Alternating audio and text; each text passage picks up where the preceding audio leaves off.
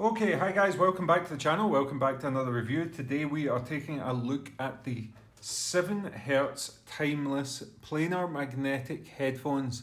And those of you that are subscribed to the channel and know this channel, know my taste in headphones, know that I'll be excited about this one. And the big reason I'll be excited is because of these. The Tin Hi-Fi P1 is one of these headphones I mention a lot in my reviews and especially in my comparisons. I think it's one of the best value propositions out there in the audiophile market, bar none. So subscribers are familiar to my opinion of planar magnetic headphones and where it represents in terms of value and performance. As I've said many times before, I see these performing up there with $500 headphones. It's the cheapest headphone. I'm making a video just now that's going to be talking about the current gear that I use personally on a day-to-day basis. These are a lot of the earphones here, and you'll notice that this one actually sits in here as well. This is by far the cheapest, but it's one that I reach to time and time again just because of the way planar magnetic drivers work. So before we get into this, welcome to the channel. If you're new here, please go ahead and subscribe and you'll see lots more videos like this. The focus on this channel is on comparative or comparisons between different earphones, headphones, equipment. As I say time and time again, it's all well and good me saying that this is a fantastic resolution headphone, but in comparison to what? How good does it sound versus something like this or like this? Put the two headphones directly head to head against each other and tell you which one's better. These ones, similar technologies, similar-ish price point. So there is going to be a separate video, so you want to go ahead and subscribe for that. The separate video will be comparing these two directly, plus also talking about some other planar magnetic earphones. Also go ahead and subscribe, you're automatically entered into every giveaway that we do. I'm trying to give away some crazy stuff by Christmas. I plan on giving away some crazy stuff sort of December-ish. But before that, I'm also planning on giving away the AdSense revenue of this channel.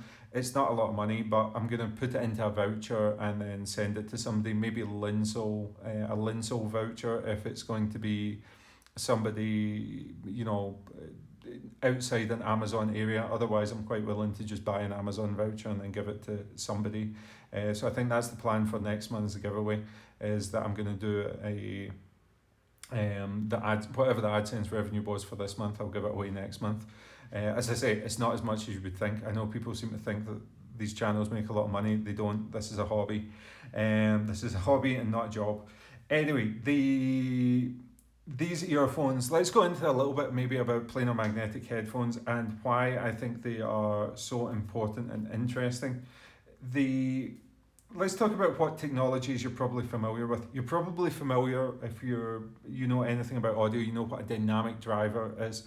Dynamic driver is the traditional speaker looking thing, you know, the big round speaker driven by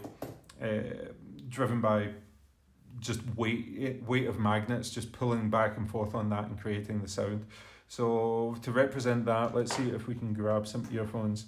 There is the Moondrop Aria, fantastic little budget dynamic driver. Let's bring in this is the Excalibur, which I love. I'm going to bring in ones that I like. Let's bring in something with an no, that's a TRIBRID. Are these hybrids? I can't remember, but Duno are traditionally really good at hybrids. Let's say that represents the Duno DK2001, which was fantastic. This is the 3001. And let's bring in all balanced armature. And to do all balanced armature, you have to bring in the beautiful Canary Skuld.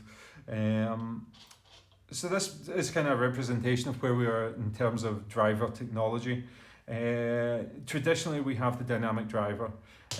Traditionally, we have the balanced armature. Then you step up to multiple balanced armatures, dual dynamic drivers and stuff like that. Each driver technology has its own unique characteristic that makes it desirable for reproducing certain types of tuning. Let's take dynamic driver, for example. It's a large diaphragm that moves backwards and forwards. It's kind of slow, so you don't get like that full revealing detail resolution you do with a balanced armature. But what it does carry is a lot of volume of air moving backwards and forwards into your ear canal.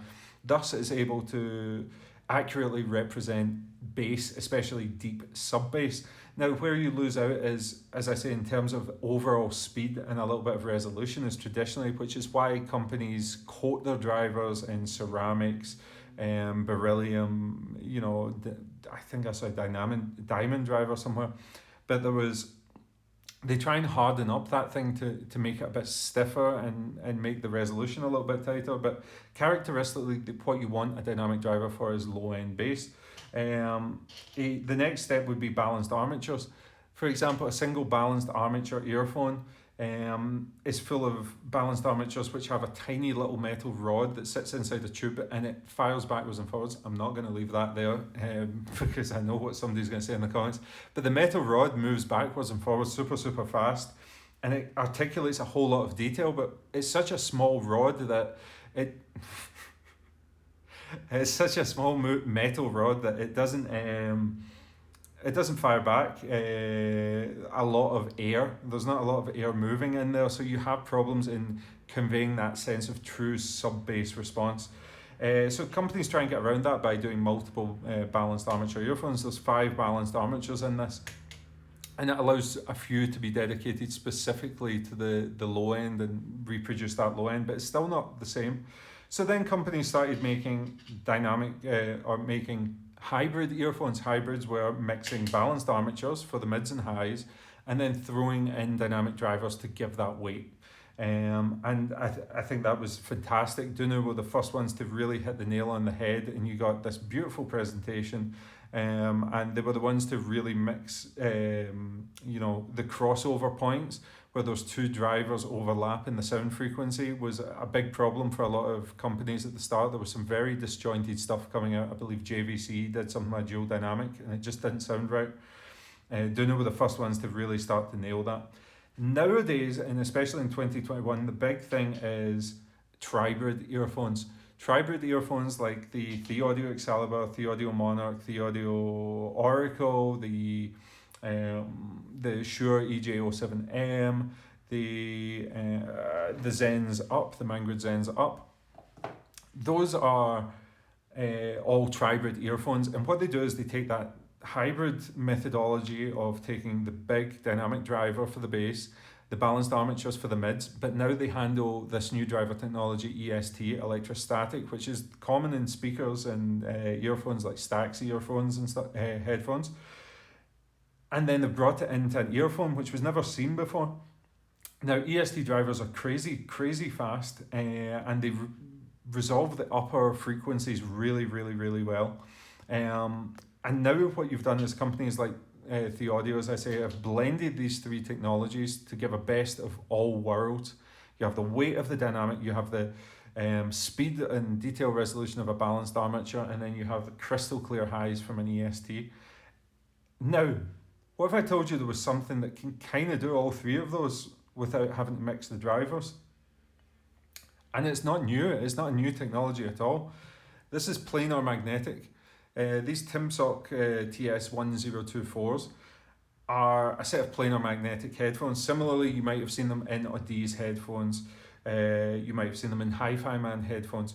Planar magnetics are those square drivers, and it's basically a diaphragm sits between magnets and it sits in a suspension and it moves about really fast.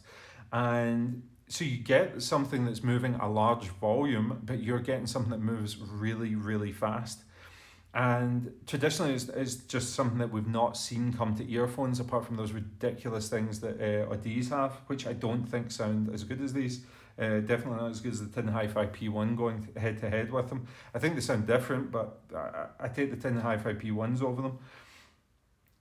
It's just not something that you've seen until 2 years ago. Tin Hi-Fi brought out the Tin Hi-Fi P1, maybe 2 or 3 years ago. And for me, this was a revolution. The way this resolved in a sort of 3D-esque presentation was mind-blowing for me. When I heard this, I was like, this was before TRIBRIDs came out. I was like, this is $500, $600 worth of earphone here. I mean, the build quality and the design is as basic as it gets. So it's not what you would perceive as a luxury product. In terms of sound, though, my God, it is something special to listen to, a planar magnetic earphone. The only drawback was it was a very budget-friendly headphone in terms of its performance sonically. Sonically, it was pumping out sound. As I said, it was competing back then with $500-600 earphones, in my opinion. The only drawback was that at $150, it required at least $100 worth of amp. Probably you were wanting to go more, not because it needed more power, just because you get better amps and DACs overall that better build quality, better feature list. So if you're going to buy an amp or DAC, I think the region, apart from the E1DAs or something like that, you're looking at over $100. So I consider these actually a $250 earphone. When people were talking about these, they're like, wow, fantastic value for $150. I was like, oh, really? If you don't already have an amp or a DAC, it's $250 to get your foot in the door, to drive them sufficiently to make them sound really, really good. Now we're starting to see, as I say, with the Gold Planar GL12, and there was another set that I got in recently, I can't remember the name, but there'll be a review on the channel coming up. And then this one, the 7Hz timeless earphones that I have in today. These retail, I think the recommended retail price is maybe like $220, $230 or something like that. I'll leave the links in the description below to the pricing, and as usual, my top 10 earphones and all my recommended earphones are in the description below. But I think these are about $220, $230 US dollars, depending where you buy them from. And I think for the money, they're absolutely fantastic. Let's go ahead and let's fully get into this review. I know this is 10 minutes in. I'm going to timestamp this review, but I think it's important in a review like this that I explain the technologies and where the benefits are coming from in this. A lot of people are not familiar with this. I know there's a lot of dedicated people that watch this channel, and I love that, but I'm also trying to cater to those people that are maybe new to the hobby and don't know what these new technologies are, which is why I'm going to put some educational infographics type stuff into videos in the future, which is going to explain the technologies. So let's quickly get into the packaging. The packaging is dog basic. There is nothing luxury or fancy about this. Comes with a little sleeve that says timeless, has the earphones and presentation up here, and it has the accessories underneath. It is bog standard, but don't let that put you off, because the first step is we see this beautiful metal case, all solid metal, hard body case. It is fantastic in all but one regard, which I'll bring up in a second. It did come with a couple of light hairline scratches on the top. That doesn't bother me because it's something that's going to be thrown in a backpack and get beaten around, so that doesn't bother me at all. You open it up, it's got this extremely strong magnet on the shelf, and I love that. It's not going to come loose unless you're actually pulling at it. It's felt lined on the inside just to keep your earphones from bashing about. The only issue I have is that these are quite a large set of earphones, so they do fit inside, but it's kind of a little bit of a sort of push and get them in type scenario, and that's happened to me a few times. Like the cable or the adapters caught it, but no, it's a nice case. It's got the 7Hz branding on it. Yeah, cannot complain. I've not seen one like that before, so it's unique to them just now. I'm sure it's generic and just branded, but yeah, I like it. In terms of other accessories, they also go up and beyond on their accessories. I want you to see these things. These ear tips, I don't know what brand makes them, but if you're listening 7Hz, sell these separate. These are very, very good. Still like my Final Audios, and I still like my what's the other tips that I use? Somebody write down in the description below. I know what tips I use. The Spin Fits. These are just really nice colours. The only issue with this is that the bore hole, if you look there, is a lot smaller than the actual bore size. So it's very hard and very fidgety to get them on. But once you've got them on, excellent seal. They grip really, really nice. These red ones are super sticky. The ones that came on it, just a little bit small for my ear, but they're super sticky and provide a fantastic seal. The ear tips are excellent, really good. Now the cable is passable. It actually performs really, really well. Low memory retention. It's just a simple dual twist going into single strand after the splitter. It comes in an option, a 3.5 standard headphone jack, or you can get it like this one here in a 4.4mm balanced. It has metal with 7Hz logo, nice little red accent metal with the grooves on it. I think that makes it look kind of cool. Nice little strain relief on it there. Metal splitter point, which I like, which follows in with the little grooves cut. And a metal cable cinch, which if you don't use the cable cinch, just folds away and you don't even notice it. It's a really, really nice cable. I've got no qualms with this for the price. It performs very well. It's maybe not as luxurious as some of the audio stuff, but I like it. Now, let's pop the tops off and let's have a look at the actual earphones themselves. The earphones are weird. Don't get me wrong, this is a weird looking earphone. It's like two giant discs, and at first I was like, how are you going to get that into your ear? But then you see that it's just a face disc on the end of it. If anything, it kind of looks like the Shure tape. It looks very sort of similar to the sort of blocky nature and angles, but it's got this disc on the outside of it. I don't know that they needed to do it. I guess they're trying to make their own unique statement. Once it's in the ears, it looks like two discs. And actually in practice, I didn't find that it got in the way of me using them. I really thought it was going to get in the way of me getting a good fit, but I found that this fits nicely into my tragus, anti-tragus area, and it just locked in with really good ear tips. Now, if you've got small ears, you're not going to enjoy these. These are probably medium-large ear earphones, but in terms of the design, I'm not overly keen on it, but it's fine. Okay, I'm not impressed with the design. It looks kind of weird. I think it was unnecessary, but I don't think they're good looking earphones without that circle anyway.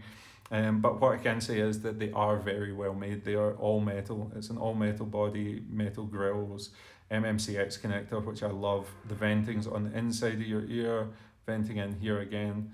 I like the build quality. The design is definitely going to be up to you. A definitely unique looking set of earphones. Now, let's go into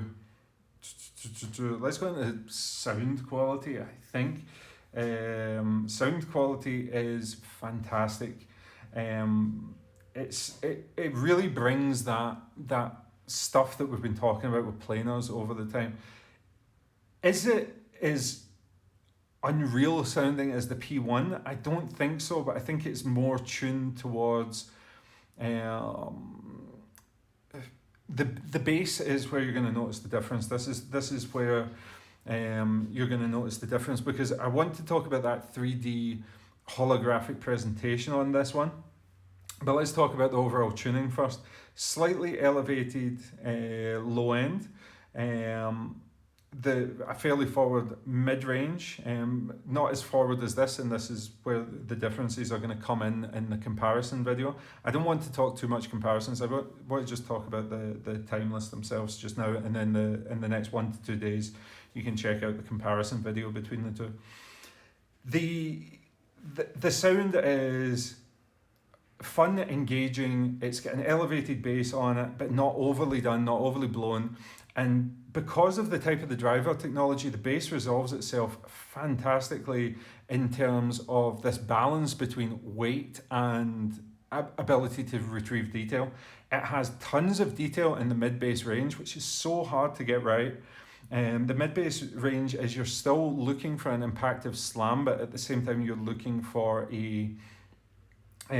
let's say a tightness that normal dynamic drivers sometimes fail to reproduce, and that tightness and speed means that sometimes you miss out on, especially let's use jazz as an example. Jazz, fantastic textured, detailed double bass lines and stuff like that. Now, you want the weight of it, you want the weight of the note, but you want the texture and the detail and the little fine nuances in the mid-bass region, which makes an overall good bass experience. bass is not all just slam, slam, slam. You want that balance of the slam, especially in the sub-bass range, but you want the dexterity and detail retrieval in the mid-bass, which makes you think, wow. If I can explain this bass in better terms, if you have something that slams very hard, let's talk about a dynamic driver, a traditional dynamic driver. You have something that slams very, very hard, but it has average detail retrieval in the mid-bass. When you listen to that overall, but it's an overall good detailed earphone, you're like, wow, it has good detail, blah, blah, blah, blah, blah. When you listen to something like this that has both the sub-bass impact and the detail retrieval in the mid-bass range, it just adds a whole new dimension to your sound that makes you feel like you're getting way, way more detail. You're getting, like, the thing about the P1 was everybody talked about them being detail monsters and so resolving. And that's because you're adding this layer of detail in from the bass, which a lot of earphones usually miss out. Even the TRIBRIDs, where I talked recently about this, that the thing that makes the Monarch so good, and I don't think people realize this, is that the Monarchs blend the low end of the mid-range with they bring the balanced armatures into the mid-bass just a little bit. So you're getting detail retrieval in there. I think a lot of companies go TRIBRID and they go dynamic driver for the lows, BA for the mids, and EST for the highs. The Monarch are tuned to sort of bring the BA into the low end as well. And that gives you all this detail, which gives you an overall sort of wow, holy resolution. That's what you're getting here. And that's what gives this different sound to it. You're getting weight, but you're getting texture, you're getting speed, you're getting nuance, you're getting detail on the low end. It's fantastic. Mid-range on this one is smooth, listenable, warm and not overly aggressive. It has warmth in it, but it has that resounding technical detail to it that brings a lot of resolution, like a lot of micro detail, a lot of things that you don't usually pick up with other earphones are coming out in this one. Now, again, I'll talk about this in the direct comparison video. These do it better because it's got a more aggressive positioning of the mid-range. So at first hand, it appears that this one has more, but for some people, once you sit and listen to it and you get past that brain burn and your ears start to adjust to this, that's when you're like, oh, okay, I see what they've done here. The high end is probably the biggest difference. Again, I'm going to talk about it in the next video, so stay tuned for that, because the high end is probably where there is the biggest difference. This has a smoothness where it sort of smooths out the harshness. Now, I'm not saying harshness that I find these harsh. I like treble. I'm a treble fiend for a lot of music. This has a smoother presentation, which I think overall is going to benefit far more people, especially if you're not into this hobby and you don't appreciate good treble. That's when treble can be a little bit alarming to you because you're so not used to hearing it or seeing it. People who are in this hobby and who have a lot of these earphones and appreciate treble can tell the difference between peakiness and sibilance versus extended treble response. I like an extended treble response. A lot of people in this hobby really appreciate what that does in terms of opening up the sound space and stuff. This has a smoother presentation at that so the upper mids and treble crossover point. It doesn't have that brightness. So I would prefer something like this, for example, for J-pop, J-rock, that sort of stuff, but something like this maybe for acoustic, classic rock, pop music, that sort of stuff. In essence as well, with the lower end slam that this one's able to provide with the deeper sub-bass response, this one comes with the ability to better portray something like hip-hop, rap. Rap I'm going to talk about because it depends on the rapper. There's some rappers who have a very scratchy voice, like I don't know if anybody's heard Token's Treehouse album, but if you listen to Token Code Red, for example, even though this one has that deeper bass slam on it, this one brings his vocals so that they're screaming straight in your face. This one has articulate detail, so you can still pick up like all the nuances in the voice and like the parting of lips or the dampening of pedals on classical music like Ludovici and Einaudi, high heels live in the London Concert Hall or something like that. You can hear the dampening of, you can actually hear him pressing the pedal on the piano, but then you can hear the dampening of the dampener on the piano string, like cutting off the note. It's a really, really cool thing when you can hear all those little things. You can hear like the movement of the fabric on his shirt, like, you know, moving about to reach the different keys. There's just little things like Diana Krall, is it Autumn in New York, when she starts singing, she parts her lips and there's a little, like where she parts her lips, and you can pick it up on these sort of earphones. It's fantastic to get that level of detail retrieval. Now, with that detail retrieval, there's one other thing that I want to talk about on these. It's the soundstage. The soundstage is unreal on the planar magnetic earphones. It gives you this thing that I don't think can be replicated in any other style of earphone. Yes, there's things like the EST that can give a massive soundstage. Planar magnetic gives this 3D holographic thing that everybody talks about. It gives an environment that you're listening to, that you're listening in this large grand bubble, and it seems like notes are floating and flying out from every direction. The imaging is unreal, like the ability to position different instruments in clear clarity in their own space is fantastic, as is the way that it resolves the sound overall. This is one of these things, it comes down to the way you listen to music. Are you listening to enjoy your earphones, or are you listening to enjoy the music? Technically, something like even this is going to be, I guess, more reference. These are not what I consider reference, but these make the music so damn enjoyable. Something like this is got all the technicalities in the world, but it just, the discerning factor is this 3D presentation, this the unreal decay of notes, where if I click my fingers and you hear that note trail off into the distance, it does it on these planars unlike anything else I've heard. With balanced armatures, I find that decay is, you know, if it's a mid-range click, it dissipates way quicker than this. It seems to just fade off in the distance with the planars. Pure listening experience, I can listen to this and just be blown away.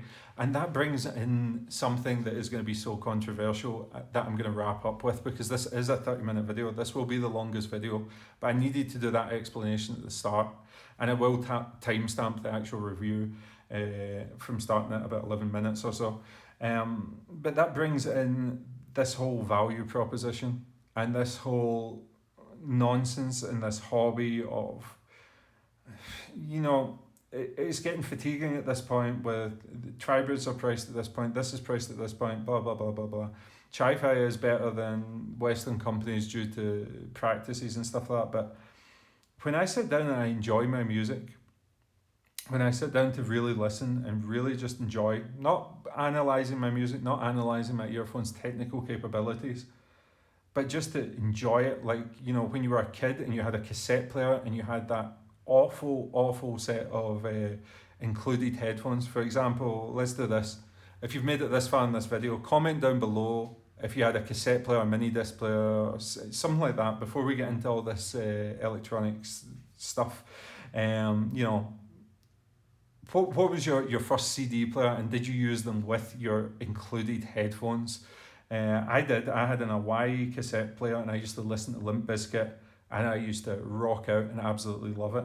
These are the sort of earphones I can rock out, love my music, absolutely love it, feel like I'm getting an experience out of it, and just get lost in the music again. And the fact that can do that at £230 when I'm somebody that has access to all these earphones and I still pick up something like the P1 on a regular basis, I think that's testament over anything else. These are all my current IEMs that I'm using, these ones. These are expensive, these are minimum $500, these ones are $150. So I rank these up there with these. Be on the lookout for the review video. I'm keeping it under 30 minutes. Thank you for watching. I've really enjoyed this one. Subscribe, like, and I will see you on the comparison video.